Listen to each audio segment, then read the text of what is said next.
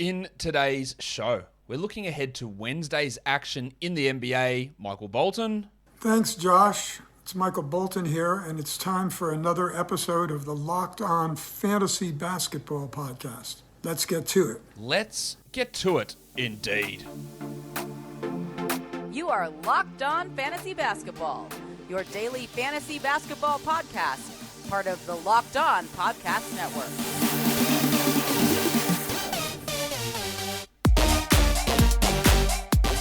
Hello and welcome to the Locked On Fantasy Basketball Podcast, brought to you by Basketball Monster. My name is Josh Lloyd and I am the lead fantasy analyst at basketballmonster.com and at Yahoo Sports Australia. And you can find me on Twitter, as always, at redrock_bball and on Instagram at Locked On Fantasy Basketball. Today's episode is brought to you by PrizePicks. Check out prizepicks.com and use the promo code NBA, or go to your app store and download the app today. PrizePicks is daily fantasy made easy. Thank you also for making Locked On Fantasy Basketball your first listen every day. We are free and available on all platforms. Let's look ahead to Wednesday. There are 10 games on. So, let's get it on, Gilly. All right. The first game is the Hornets and the Pacers. Back-to-back for Charlotte. Gordon Hayward missed Sunday's game. We don't know if he's going to play Tuesday. I would expect that he sits one of these games with the foot soreness. Probably Tuesday, return Wednesday, but I don't know yet at this stage. We know Jalen McDaniels will be out. I want to watch PJ Washington Jr., whose minutes have pushed up, with Mason Plumlee playing under 20 minutes the last two games. Is that going to be the norm? Are we going to have high minutes of PJ every game? He's worth taking a flyer on. I think there is a little bit of flukiness in what he's done recently, but he is worth taking a crack at. And then Terry Rozier, who's been playing unbelievably well. Really high assist numbers lately for Rozier as well, but the shooting continues to be inconsistent. Big stretches of high numbers, and then you have like a 20% night, and that can be a bit frustrating. So watching how his assists look, but also the shooting numbers for Rozier. For the Pacers, we don't expect Domantas Sabonis to be playing in this one. No Brogdon, no Turner, no Warren, of course. So it's going to be another day for the Dart. Problem with my Gogo-mobile. Gogo-mobile? No, not the Dart. Not the Dart. Goga Badadze, yes, he played only 22 minutes against the Pelicans. He was in foul trouble. That was not them changing to go with O'Shea Brissett. They will go back to Badadze, is my guess, on Wednesday, and he will play pretty strong minutes and remains a really solid fantasy option while Sabonis is out. And then Jeremy Lamb. Minutes have been all right. Mid to low 20s, scoring okay. Last game, they had Dwayne Washington go off. I don't expect that to be a regular occurrence. But watching how Lamb interacts, or how the minutes look with Lamb in comparison to Washington, especially with Karis LeVert back, is going to be intriguing. The Bucks and the Cavs is the next game. Drew Holiday looked really good last game. That was without Giannis out, though, but we expect Drew's going to continue to start now that he's back in the starting lineup, of course. But watching what his numbers look like, because before he went down with that ankle/COVID issue, he was killing him, even with Giannis around. So let's see what Drew can provide to us here. And there is no Grayson Allen or Wes Matthews, so I'm expecting Jordan Nwora to be able to step up. Then they might start George Hill instead, but there is an opportunity here for Nwora to play more minutes, and he can become a stream option, at least for deeper formats. For the Cavs, we know they're going to be missing Lauri Markkanen, so Dean Wade will get another start. We don't know about Jarrett Allen, who missed last game with an illness. But Wade will be at least an interesting 14-team league player. And then with Markkanen out, Isaac Okoro saw a little bit of a spike in his usage. Is he able to maintain high usage and be good enough to maybe push to 12s? Probably not. But I'd like to see if that high usage does continue without Lauri Markkanen in this game, as we expect. Well, not expect, we know that Lauri Markkanen's out. The Clippers and the Magic. The wing rotation for the Clippers. Is it going to be BJ Boston or Terrence Mann or Eric Bledsoe or Amir Coffey or Luke Kennard or Nick Batum or Marcus Morris? There's so many names there. Boston has been impressive. 24 minutes last game, 24 minutes in 2 of the last 3 games. Played more than Bledsoe, more than Coffey in the last game. Same amount of minutes as Marcus Morris. Where does he fit? He's at least like a nice 18, 16-team league option and someone to watch. And then the Terrence Mann watch, like what does his minutes look like compared to Coffey and compared to Luke Kennard, who are the guys he's probably competing with the most. Kennard probably is the guy that I take the flyer on there, but I think it's just going to be a mess in terms of those players and their minutes on most nights. For the Magic, I don't think there's a player that I'm more interested in watching in the entire league than Jalen Suggs, because he was bad to start the year. He came back from the thumb injury, and now he's awesome. Awesome's a stretch, but he looks really bloody good, and he's exciting to watch. And there's a lot of confusion. Like, what the hell happens with him now? And with Cole Anthony, whose shooting is absolutely in the toilet, and his usage is down. So the Suggs-Anthony dynamic is something to really pay attention to, especially with Terrence Ross and Gary Harris both back and available to play. How does it all work?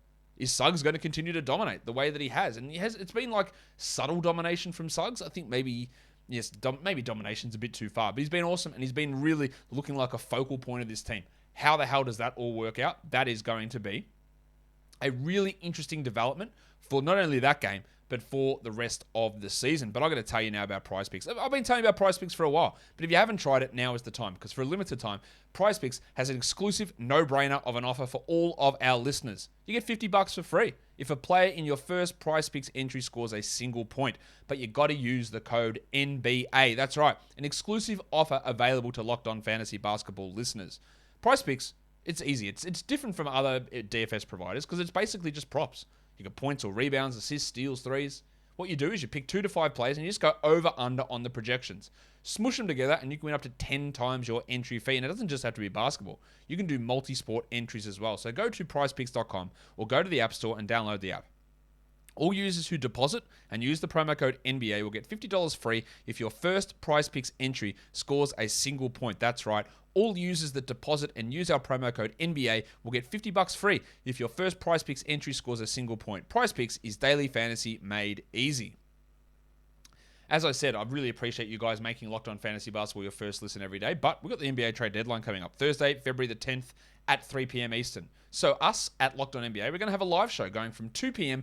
through to 4 p.m. Eastern. It's going to be hosted by Kim Becker, John Corrales, NBA veteran Antonio Daniels, and some dickhead from Australia, Josh Lloyd. I'm going to be hosting it. So check us out over on the Locked On NBA YouTube channel. Subscribe, hit the notification bell so you know that we go live, and check us out over there. It's going to be a great, great show. The Knicks and the Heat. Is Cam Reddish going to play? That is the question. He was traded to the Knicks to get more minutes, and he's played 5 minutes in 2 games. Will he play? Will Quentin Grimes play more minutes than Evan Fournier? So many questions. I don't think we're going to get any answers on this Knicks team, to be honest. I don't think Reddish is worth holding. I think he's that good. And if he's not getting minutes, he's obviously not worth holding in 12-team leagues.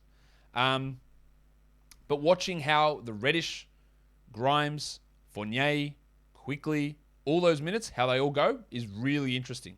And then Kemba Walker, who's starting, but played like 21 minutes. And then Quickly and Burks. There's just too many blokes, and Thibodeau doesn't know how to execute rotations properly, and it leads to no value for so many of these guys. So it does make it really tough to rely upon Kemba. You don't roster Kemba, you don't roster Burks, you don't roster Quickly, you don't roster Reddish, you don't roster Grimes, you don't roster Fournier. They're just all over the shop. Really hard to trust them. While for the Heat, we could be getting Kyle Lowry back, and we're almost definitely getting Tyler Hero back. So what does that mean for the Winter Soldier Max Strus? Will he continue to play 30 minutes a night? Because Duncan Robinson's actually got 30 and 42 minutes the last 2 games. And what does it mean for Caleb Martin, who's been playing mid to high 20s in minutes? With basically a fully healthy team outside of Victor Oladipo, what does Strus, Martin, and Gabe Vincent's playing time look like? Big question, isn't it? I think their 12-team run could be over. The Kings and the Hawks. For Sacramento, it is a back-to-back for them. I don't know whether De'Aaron Fox is going to play because I don't know if he's going to play on Tuesday. But the thing we want to watch is Terrence Davis, who's played 38, 37, and 30 minutes in the last 3 games. But that has been without Halliburton, and Fox. So what does his playing time look like if Halliburton and Fox both play? Where does he sit? What does his playing time look like? And is he worth it for 12-team leagues? And then I also want to watch Rashawn Holmes, who's been bad, but the last couple of games has been signs of life. Stepping it back up as his conditioning gets better. I do think that Holmes is clearly a must-roster player, and let's see if he starts to build on what we saw from him in the game on Saturday against the Bucks. For the Hawks, DeAndre Hunter, he had a back issue after a hard fall from the foul from Oubre on the weekend. He could be back Wednesday. He's listed as questionable. We hope he's able to play. But Bogdanovic is returning too. So the Bogdanovic, Herter, Hunter minutes / Knox, Loiwo, Cabarro. How does that all work out? Because Hunter and Herter have been getting all those minutes. Does that change with Bogdanovic back? And then Johnny Collins, the Baptist. Usage is just in the toilet. He doesn't get big minutes. He's a guy that I don't know that they trade him, but I know that if they did trade him, it's almost definite his value would rise. So he's just someone to watch, and I don't really think they're changing his role at all here in Atlanta, but I'd like to see something eventuate. The Nuggets and the Nets. Aaron Gordon has been playing really good basketball. His best stretch of basketball for the Nuggets. He's prone to having some stinkers for sure. But at the moment, he's playing really, really well. Some good minutes, some good production. Is it something that I trust? Not really. But he's playing well.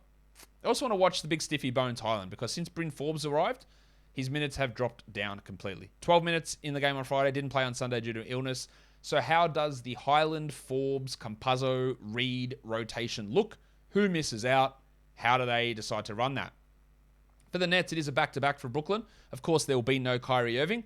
So I'm watching Kessler Edwards, who should be able to get more usage and play big minutes without Kevin Durant out there. And also, what does this mean for Cam Thomas with Kyrie out? And then LaMarcus Aldridge. Number one, does he play? It's a back-to-back for Aldridge. So will he play? Will that be dependent on whether Claxton plays? If Claxton and Aldridge are both out, are we going to get big minutes from Day'Ron Sharpe? Or does Aldridge take a really big step up in this game without Irving and get some more usage? So watching the Aldridge minutes, pair that with how the center rotation looks, I think is really important. The Raptors and the Bulls. The Wiki, Chris Boucher. We saw his minutes drop last game, or the last two games, with players returning, with Gary Trent returning. But wouldn't you know it, Fred VanVleet is out with knee soreness. I am fucking stunned. I don't know how this could have happened. How could Fred VanVleet, who was playing 41 minutes a night, possibly have developed knee soreness? I guess it's a mystery. We'll never find out. We don't know whether VanVleet will play on Wednesday. But if he is out, it does help, I think, a little bit Boucher. Now, it's not the same as if Trent's out, because if VanVleet's out, who the hell is your point guard? They're going to have to give minutes to players like Banton or Flynn. Are they going to run Barnes as their point guard? Maybe, but I doubt it. They can't run Gary Trent as their point guard. Do they run Siakam as their point guard? Do they just go completely wild and say, we don't care what your positions are, we're just playing the best players? And that's a possibility. But it's not the same as Trent going out and Boucher just stepping up, because you might have to replace VanVleet actually with a player who just hasn't played in Banton or Flynn.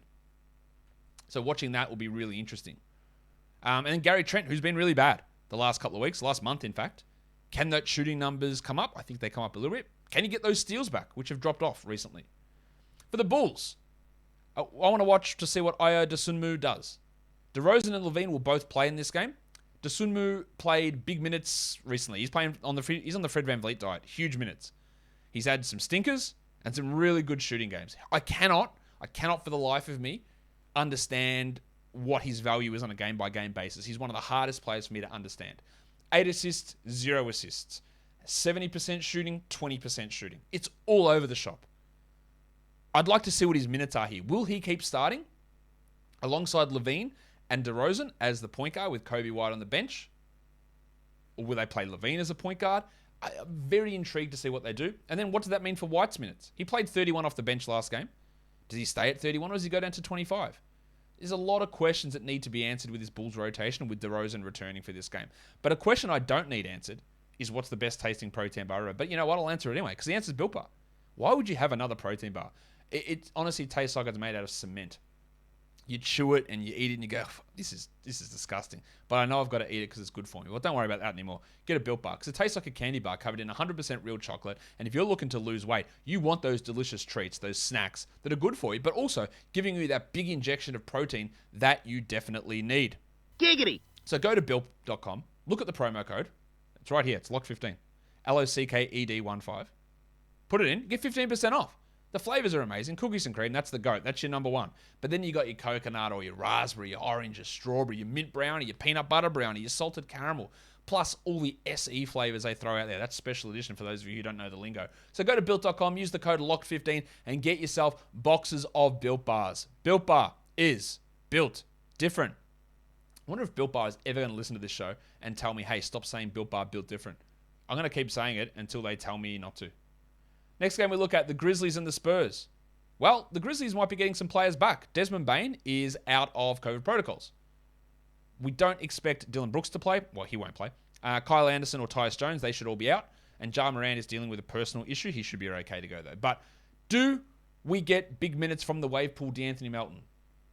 His minutes were embarrassing, except for the last two games where he played 27 and 31. And just because Bane is coming back, that doesn't mean that Melton will be reduced to a pile of nothingness. Because earlier in the season, he was playing big minutes alongside Bane. So while I will forever die on the hill that D'Anthony Belton's a pretty good player, I will take the risk on him. But if you don't want it, I totally get it.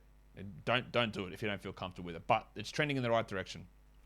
For the Spurs, I'll die on the hill that Devin Vassell's a really good player and should play more than 20 minutes a night. And no, I don't know anything more than Greg Popovich at all. But I know that he should play more than 20 minutes a night, which is what he played last game. So I want to watch what Devin Vassell's role is. Can it push into high 20s? Doubt it, but I'd like to see it. And then Maximum Derek White. Maximum Derek. Shooting has been off for White lately. He's also not getting any steals. Let's hope that is able to be a trend that is reversed. The Spurs and the Jazz. I want to watch Bismack Biyombo because he is playing, literally, without argument, the best basketball of his career. He's scoring at 3 times his career average. He's averaging 15 points a game somehow. Now, if DeAndre Ayton plays, does that change? Does he go back out of the rotation? Do they keep him as the backup ahead of JaVale? That's what I want to watch. Also, Cam Johnson, whose minutes are up, if Jay Crowder is out. If Jay Crowder plays, does Johnson go back and play 24 minutes? Probably. I wouldn't drop Cam just yet if Crowder's back, but I'd like to see what happens there. Well, for the Jazz, they were without Mitchell, Conley, Bogdanovic, Ingles, O'Neal, and Gobert last game. I expect Conley to return. I expect Bogdanovic to return. I expect O'Neal to return. But I don't know about Mitchell or Gobert or even Ingles. I think Ingles probably plays. So if Gobert is out, we're watching Hassan Whiteside. We're seeing what his playing time looks like. And then also Bojan Bogdanovic, who's dealing with that avulsion fracture. How does that impact his game if he's actually able to play? Does it make his shooting less predictable? I don't know how that's possible, but does it make it less consistent? I guess that's a risk we have. The next game, which is the last game, is the Mavericks and the Trailblazers. Tim Hardaway, I put him on there just because he continues to be rostered in far too many leagues, and I want to see why. I want to just, again, get another data point for me to tell you you're crazy for rostering him. He can be a points and 3 streamer, that's it. Also want to watch Luka Doncic, who's playing a shit ton of minutes. 39, 42, 38, 38 the last 3 games. It's a little bit of a worry. It is on a back-to-back. We hope his ankle's okay. He's playing really well at the moment, Doncic. But let's, fingers crossed. For the Blazers, Norman Powell, he's back. So how does the Simons, Powell, Little, McCollum rotation work? Who goes to the bench? Probably Little, but we'll find out. And then Bob Covington dealing with a finger dislocation. He's okay. He'll play. But another guy that could see a drop in minutes because if Powell plays the 3, maybe Little plays a little bit more at the 4. And that drops Covington's production. So we want to watch that. Let's look at some 9-catch streamers. There's no back-to-back Wednesday, Thursday. Let's look at some 9-catch streamers. Kessler Edwards, Bruce Brown, Cody Martin. It's if you've got roster spots, of course. Jeremy Lamb, Onyeka Okongwu, if you're just looking for some defensive stats. Dante DiVincenzo, Johnny Conchard, JaVale McGee, / Bismack Biyombo, Trim Rakiki, and Danilo Gallinari. For deeper leagues, all those same names apply, but we also look at Rudy Gay, Dean Wade, Isaac Okoro, Javonte Green, Chetty Osman, Doug McDermott, Cam Thomas, Lonnie Walker, Zaire Williams, and Georgie Hill. And then for points leagues, all of these guys are available in over 50% of leagues. Goga Badadze, DeAnthony Melton, Marvin Bagley, Kessler Edwards, Pat Mills, Nico Batum, Bruce Brown Jr., Devin Vassell, Io Dosunmu, and the big ragu, Dante DiVincenzo. Guys, that will do it for us today. Don't forget to follow this podcast on Apple Podcasts, Google Podcasts, Stitcher, Spotify, and on the Odyssey app. If you are here on YouTube, give it a thumb up and leave your comments down below. Guys, we are done here. Thank you so much for listening, everyone. See ya.